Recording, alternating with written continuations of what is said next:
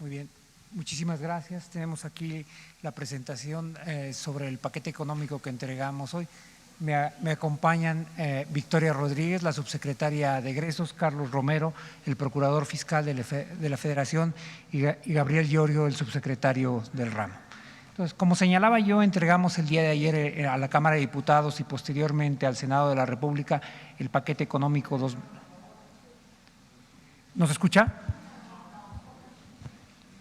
¿Me escuchan mejor así? ¿No? ¿Sí? Ok, voy a hablar más fuerte. Entonces, como señalaba ayer, el día de ayer entregamos el paquete económico 2020 y tenemos una presentación con cuáles son las características más importantes, pero que también va desglosando cuáles son los elementos que llevaron a los indicadores más relevantes de esta presentación y cuál es la lógica y la estructura legal de él. ¿Podemos empezar? Bueno, primero vamos a empezar con cuáles son los principios sobre los que se construyó el paquete económico. El primer principio es queremos que el paquete contribuya a la estabilidad macroeconómica del país y que genere certidumbre económica. El segundo principio es un principio de disciplina fiscal y de sostenibilidad de la deuda. La deuda había subido del 28% del PIB en el año 2004 al 49% del PIB en el año 2016. Es una deuda que necesita administrarse, controlarse y mantenerse en esos niveles. El tercer principio es el principio de austeridad republicana y el cuarto principio es el principio relacionado con la parte de ingresos que tiene que ver con el fortalecimiento de la recaudación y el combate a la evasión. Después, ¿cuáles son los tres grandes objetivos que estamos tratando de abordar con este paquete? El primero tiene que ver con fortalecer el bienestar social, el empleo y el desarrollo para todos. El segundo tiene que ver con privilegiar en el presupuesto los recursos asociados para la seguridad y la paz para México, y el tercero tiene que ver con la reactivación de Pemex. Solamente para darles algunos números que pongan esto en contexto. En el año 2004 Pemex producía 3.4 millones de barriles por día. A finales del año 2018 producía alrededor de 1.6 y tantos millones de barriles por día, lo cual quiere decir que en 14 años la producción prácticamente había caído a la mitad. Después, la siguiente parte de esta lámina lo que tiene son los documentos que integran el paquete económico. El paquete económico está integrado por tres documentos. Los criterios generales de política económica, que tienen de manera destacada el marco macroeconómico y que permiten, es la base con la cual se hacen los cálculos tanto para la ley de ingresos como para el presupuesto. El segundo es la iniciativa de ley de ingresos de la Federación y el tercero es el proyecto de presupuesto de ingresos de la Federación. De manera paralela y en el mismo momento se entregan la miscelánea fiscal. La miscelánea fiscal es el cuerpo de iniciativas que proponen reformas a los diversos instrumentos jurídicos, pero que no forman parte del paquete. Ahora, ¿cuáles son las etapas para la aprobación presupuestal en el año 2020? Son 6 etapas. La primera es la entrega de precriterios al Congreso, que se realiza el 1 de abril de cada año. La segunda es la entrega de la estructura programática a los diputados, que se realiza el 30 de junio de cada año. Finalmente, la entrega del paquete económico al Congreso, que como ya señalé son estos tres documentos: criterios generales de política económica, la iniciativa de ley de ingresos de la Federación y el proyecto de presupuestos de egreso de la Federación. La Cámara de Diputados, que es la Cámara de origen que recibe eso, tiene hasta el 20 de octubre para aprobar la ley de ingresos de la Federación. En ese momento la envía al Senado. El Senado tiene 11 días más y tiene hasta el 31 de octubre para aprobar la ley de ingresos de la Federación. Hay un tratamiento legislativo asimétrico con el paquete económico. La ley de ingresos de la Federación tiene que ser aprobado tanto como por la Cámara como por el Senado.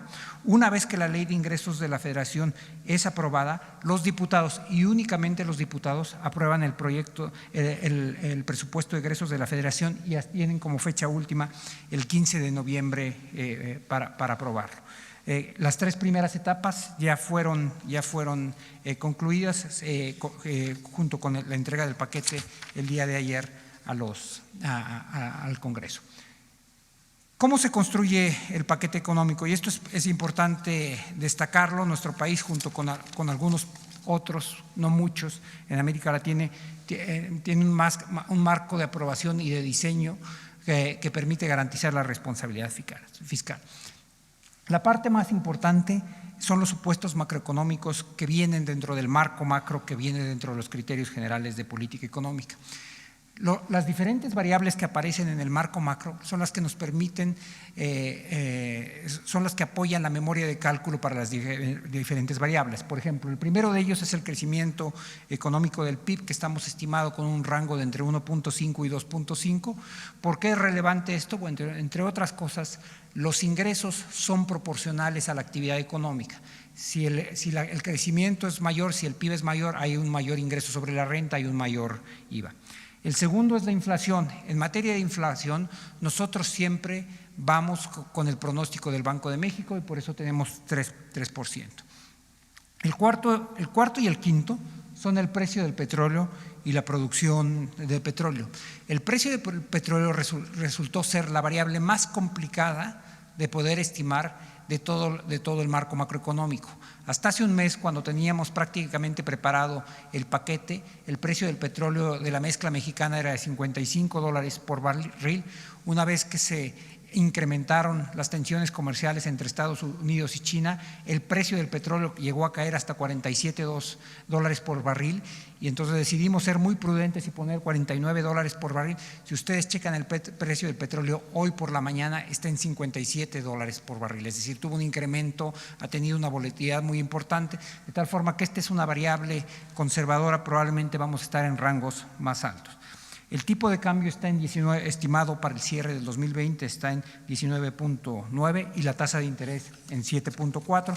Como ustedes saben, se entró ya en el ciclo de política acomodaticia por distintos bancos centrales a lo largo del mundo, incluyendo el Banco Central de México, que en su última reunión decidió bajar en 25 puntos base su tasa de referencia y bajarla de 8.25 a 8%.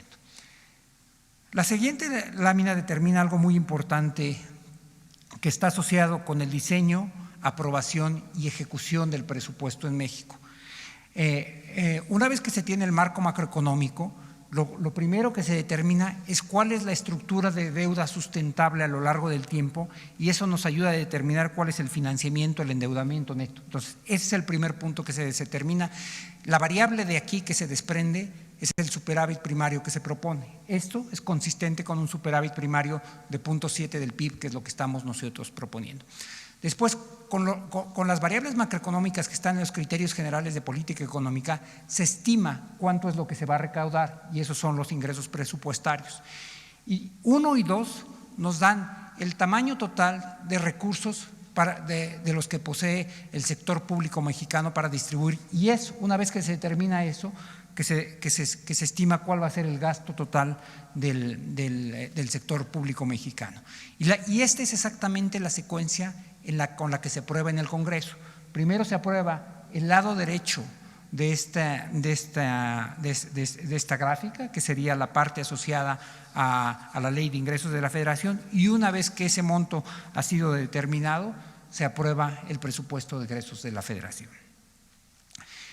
Como decíamos, la primera variable que determina es el financiamiento, que está asociado al superávit primario. Estos son los superávits y déficits primarios que han sido aprobados desde el 2018 desde el 2008 hasta el 2018, y los que nosotros tenemos estimados para el resto del sexenio. Como pueden ver, el último superávit primario antes del 2017 fue el del 2008, que fue un superávit primario de 1.8%. Eso coincidió con el punto más bajo de deuda sobre PIB que se había tenido en muchísimo tiempo, que fue de alrededor de 28%. Después lo que vemos es el crecimiento de los déficits en el año 2009 y en el año 2010, que están asociados al periodo de la gran recesión, es decir, cuando hubo una caída muy, muy importante de la actividad económica a nivel global, pero también en México.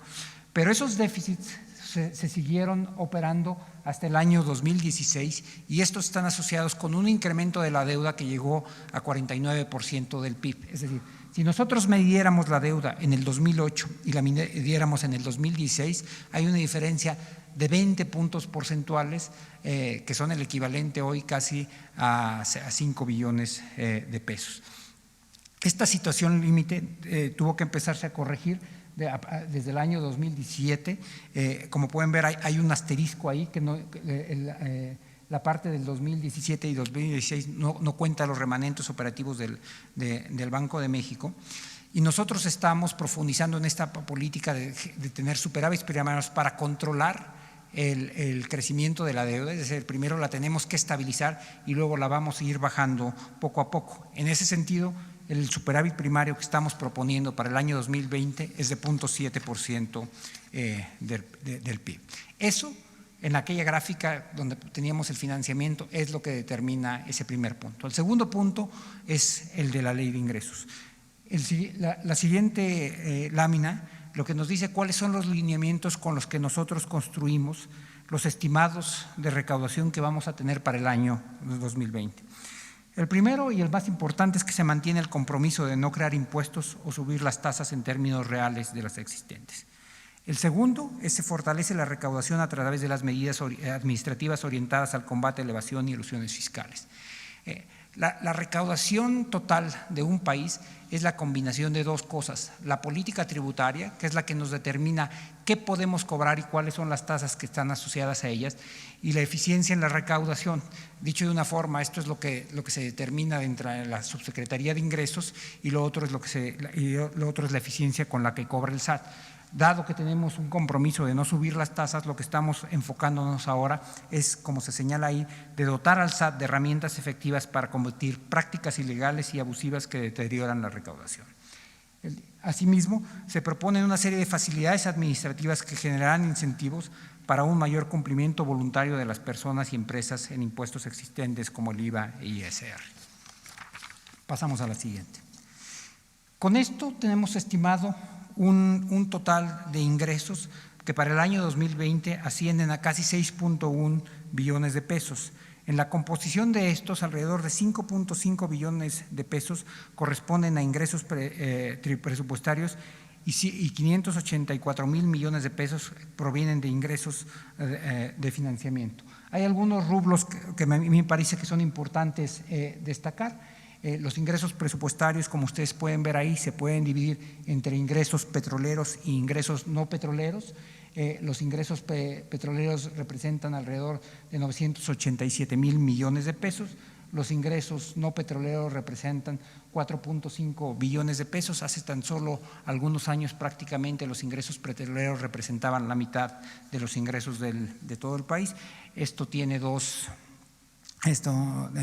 genera un par de reflexiones que me parece que son importantes. Una es que es importante fortalecer los ingresos petroleros, pero también la caída de los ingresos no petroleros, pero también la caída de los ingresos petroleros refleja el deterioro que ha habido en la capacidad de producción y exploración de Pemex y por qué es importante apoyar a Pemex. La siguiente lámina lo que ilustra son las distintas formas de leer el presupuesto. Hay básicamente tres grandes clasificaciones presupuestales y cada una de ellas responde a una pregunta distinta. La primera es, si nos preguntáramos en qué se gasta, ahí tenemos la clasificación económica que distingue fundamentalmente entre gasto corriente y gasto de capital. Ahí es donde veríamos cuánto se gasta en nómina, cuánto se gasta en subsidios, en transferencias, en inversión, etcétera. Podemos hacer una pregunta para ver el presupuesto desde otro ángulo que respondería a quién gasta. Ahí lo que vamos a encontrar es la clasificación administrativa, es decir, cuánto gasta la Secretaría de Gobernación, la Secretaría de Defensa, la Secretaría de Hacienda, la Secretaría de Turismo, cuánto gastan los órganos autónomos, cuánto gasta el Poder Judicial, cuánto gasta el INEGI, el INE, etcétera. Podemos también hacer esta pregunta de una forma distinta, que es ¿para qué se gasta? Y esto es lo que da lugar a la llamada clasificación funcional, y es agrupa el gasto de distinta forma. Si pensáramos, por ejemplo, cuál es el gasto que va asociado a la educación, por supuesto que ahí aparecería el gasto de la SEP, pero hay programas de alfabetización o de alimentación que podrían estar en la Secretaría de la Defensa Nacional y esos tendrían que agruparse de manera distinta. Un poquito inspirados en esta clasificación es que presentamos una forma distinta de interpretar el presupuesto con la idea de que ustedes puedan ver los distintos programas que nosotros tenemos y es esto de a qué contribuye, y vamos a ver ahora la clasificación de acciones del gobierno bajo esta categoría. Lo que vemos aquí es cómo clasificamos nosotros el presupuesto total, que son esos casi, como yo decía, 6.1 billones de pesos, de los cuales 4.3 billones son de gasto neto programable, es decir, la diferencia entre esos 4.3 billones de pesos y 6.96 millones de pesos está asociado fundamentalmente a participaciones que van a los estados y al servicio de la deuda, que obviamente no tienen programa, son alrededor de 1.7 billones de pesos. Entonces, si viéramos nosotros, por ejemplo, los temas de apoyo al campo, ahí vienen una serie de programas, pero no necesariamente todos están en SADER. Por ejemplo, el programa de Sembrando Vidas está en la Secretaría del Bienestar, pero nosotros lo estamos aquí agrupando por cuáles son los fines que se buscan. Y esto representa alrededor de 4.3 millones de pesos. Hay una aclaración que nos parece importante realizar, y es que aun cuando el presupuesto tiene un total de casi 6.1 billones de pesos, tiene una serie de restricciones muy, muy importantes que hace que el gasto tenga componentes inerciales muy relevantes por un lado, y además que haya una serie de cosas que están determinadas por ley, de tal forma que en realidad lo que está disponible es relativamente pequeño. Empecemos por la parte de arriba. Para el presupuesto 2020 tenemos, como decía, propuesto 6.9 millones de pesos, pero hay una serie de gastos obligatorios. Por ejemplo, el costo financiero del gobierno y de empresas suma alrededor de 732,000 millones de pesos. Este es el pago de intereses de la deuda ya existente. Además, hay alrededor de 944 mil millones de pesos asociados a las participaciones federales. Todos esos recursos nosotros no tomamos una decisión, esos se tienen que pagar. Después hay otros recursos asociados a los ramos autónomos que suman un total de casi 140,000 millones de pesos. Los ramos autónomos son asociados a aquellos como la Comisión Nacional de Derechos Humanos, el INE, el Poder Judicial, el Poder Legislativo. Jurídicamente, lo que nosotros tenemos que hacer es recibir la propuesta de ellos y sin modificarla, la incorporamos a la propuesta de presupuesto de egresos de la Federación, y ya es la Cámara de Diputados la que decide si fija ese monto o un monto distinto. Pero en cualquier caso, ni nosotros decidimos el monto propuesto, ni nosotros lo aprobamos, y tampoco tenemos ninguna atribución en términos de la ejecución. Tenemos alrededor de 965,000 millones de pesos asociados a pensiones, sobre los que tampoco hay alguna decisión. Este es el resultado de los trabajadores mexicanos del Estado que ya se jubilaron y los que se están jubilando, sobre todo asociados al régimen de jubilaciones anteriores. Y finalmente tenemos todo el gasto asociado a las entidades y empresas IMSS, ISSSTE, Pemex y CFE. Ellos tienen fundamentalmente recursos propios por el cobro de cuotas o el cobro asociado a la venta de hidrocarburos o de electricidad y de generación y distribución en el caso de CFE. Y esos recursos nosotros no los vemos y representan un monto muy, muy importante. Está el ramo 33, que tiene que ver con transferencias a las entidades y las aportaciones obligatorias a fideicomisos, prestaciones de seguridad. Una vez que quitamos todo esto, lo que sobra es la cifra que ven ahí, 1.1 billones de pesos. Esa cifra es solamente el 18% de todo el presupuesto.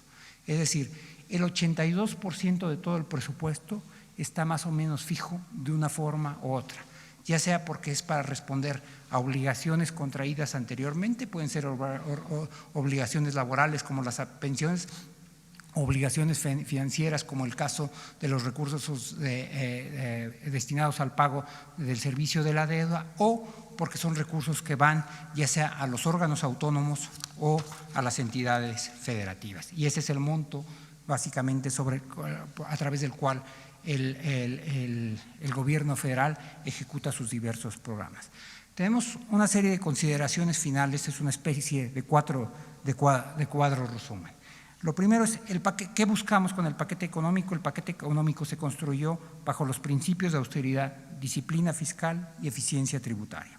Segundo, se presenta un presupuesto realista sin subestimaciones de los ingresos ni el gasto.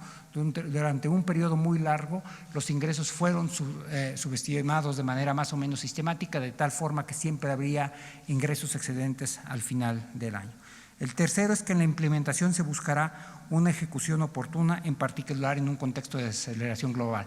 Permítanme tomarme un minuto en este sentido. Estamos muy conscientes de que hay un proceso de desaceleración de la economía en diversas economías y también en la economía mexicana.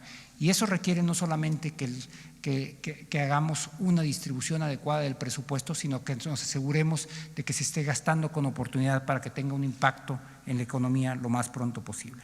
Estamos también tratando de ampliar la transparencia y el combate a la corrupción. Finalmente, lo que estamos tratando de hacer es refrendar el compromiso de no incrementar los impuestos existentes ni crear impuestos nuevos. En suma, el presupuesto 2020 se constituye en una plataforma para lograr el bienestar de todos y todas, privilegiando el gasto en bienestar, seguridad y el sector energético. Muchas gracias.